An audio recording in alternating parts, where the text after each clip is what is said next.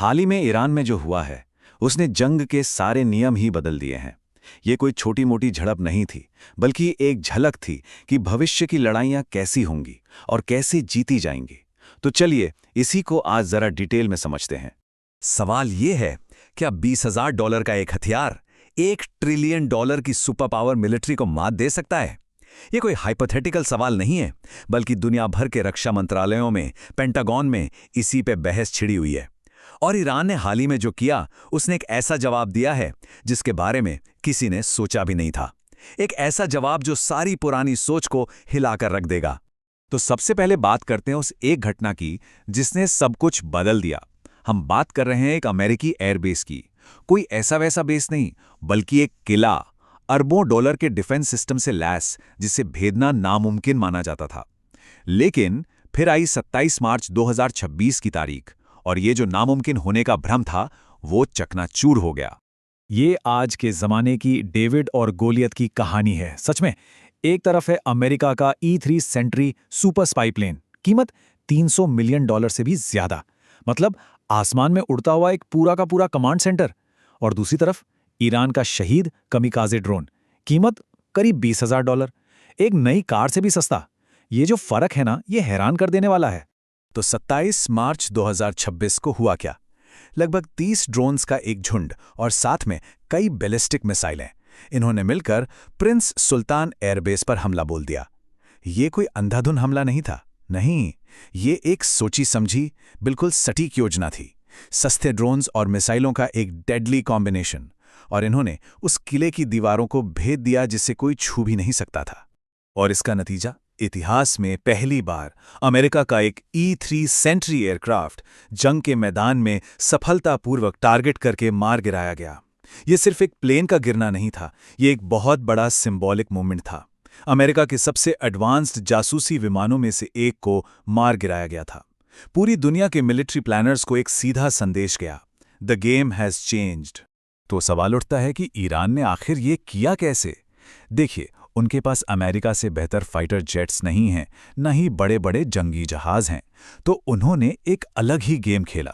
इसे कहते हैं असिमेट्रिक वॉरफेयर। मतलब जब एक कमज़ोर ताकत एक बहुत मजबूत दुश्मन की कमज़ोरियों का फ़ायदा उठाने के लिए ऐसे तरीके अपनाती है जिसके बारे में किसी ने सोचा भी ना हो। ईरान का जो प्लान था ना, वो बहुत ही सिंपल लेकिन ब्रिलियंट था। 4 स्टेप्स में उन्होंने ये पूरा काम किया। स्टेप 1, आसमान में अपनी आंखें बिठाईं, मतलब खुफिया जानकारी जुटाई। स्टेप 2, जीपीएस पर निर्भरता खत्म की, ये बहुत जरूरी था। स्टेप 3, सस्ते ड्रोन्स का झुंड तैनात किया। और आखिर में स्टेप 4, पिन पॉइंट एक्यूरेसी के साथ हमला कर दिया। असिमेट्रिक वॉरफेयर को थोड़ा और समझते हैं। ये एक ऐसी रणनीति है जिसमें एक कमजोर देश एक मजबूत और पारंपरिक सेना की कमजोरियों का फायदा उठाने के लिए अनकन्वेंशनल तरीके और टेक्नोलॉजी का इस्तेमाल करता है। मतलब ये ताकत का खेल नहीं, बल्कि दिमाग का खेल है, स्मार्टनेस का खेल है। अब देखिए ये कैसे मुमकिन हुआ। यहां पर एंट्री होती है नेविगेशन सिस्टम की। एक तरफ अमेरिका का जीपीएस है जिस पर पूरी दुनिया निर्भर है, लेकिन ईरान ने इस्तेमाल किया चीन का बाइडू सिस्टम। इसमें सैटेलाइट ज़्यादा है और इसकी मिलिट्री ग्रेड एक्यूरेसी करीब 10 सेंटीमीटर तक है। इसका सीधा मतलब ये था कि अगर अमेरिका अपनी जीपीएस को जैम करने की कोशिश भी करता तो भी ईरान के ड्रोन्स और मिसाइलों को कोई फर्क नहीं पड़ता, वो ठीक अपने टारगेट पर जाकर लगते। और इस पूरी कहानी का सबसे बड़ा ट्विस्ट, वो सीक्रेट क्या था? वो थी एक चीनी जासूसी सैटेलाइट। ईरान ने इसे गुपचुप तरीके से खरीदा था। इसकी खासियत 0.5 मीटर का रेजोल्यूशन, मतलब ये सैटेलाइट इतनी पावरफुल थी कि अंतरिक्ष से किसी एयरक्राफ्ट का टेल नंबर तक पढ़ सकती थी। बस ईरान को जो सटीक जानकारी चाहिए थी वो मिल गई। तो इस पूरे वाकये से एक बात तो साफ हो गई, जंग के नियम बदल रहे हैं। सदियों से हम एक बात सुनते आए हैं, क्वालिटी क्वांटिटी से बेहतर होती है। पर अब ऐसा लगता है कि यह कहावत पुरानी हो चुकी है। अब नया नियम है, क्वांटिटी क्वालिटी को हरा देती है। जरा इस पर नजर डालिए। एक मेन बैटल टैंक की कीमत होती है करीब $6.5 मिलियन। दशकों तक इसे जमीनी ताकत का सबसे बड़ा सिंबल माना जाता रहा है। लेकिन आज इसकी क्या हालत है? एक छोटा सा सस्ता सा ड्रोन आता है और इस करोड़ों डॉलर की मशीन को कबाड़ में बदल देता है। यूक्रेन से लेकर मिडल ईस्ट तक हमने ये बार बार देखा है। यही है वो नई हकीकत। और अब बात करते हैं समंदर के बादशाह की, एक एयरक्राफ्ट कैरियर, कीमत $13 बिलियन। ये सिर्फ एक जहाज नहीं, ये पानी पर तैरता हुआ एक शहर है, अमेरिकी ताकत का प्रतीक। लेकिन क्या ये हाइपरसोनिक मिसाइलों के झुंड के आगे टिक पाएगा? ये एक बहुत ही अनकंफर्टेबल सवाल है। और सच तो यह है कि आज की तारीख में ऐसा कोई डिफेंस सिस्टम नहीं है जो इस तरह के हमले को रोकने की गारंटी दे सके। ये एक ऐसी कमजोरी है जिसे नजरअंदाज नहीं किया जा सकता। अब ईरान से मिले ये सारे सबक सिर्फ सुनने के लिए नहीं है, ये भारत के लिए एक बहुत बड़ी वेकअप कॉल है। हमें रुककर खुद से पूछना होगा, क्या हम इस नई हकीकत के लिए तैयार हैं? चलिए जरा अपनी तैयारियों पर एक नजर डालते हैं। भारत के अपने जीपीएस यानी नाविक की कहानी बड़ी लंबी और थोड़ी दुखद है।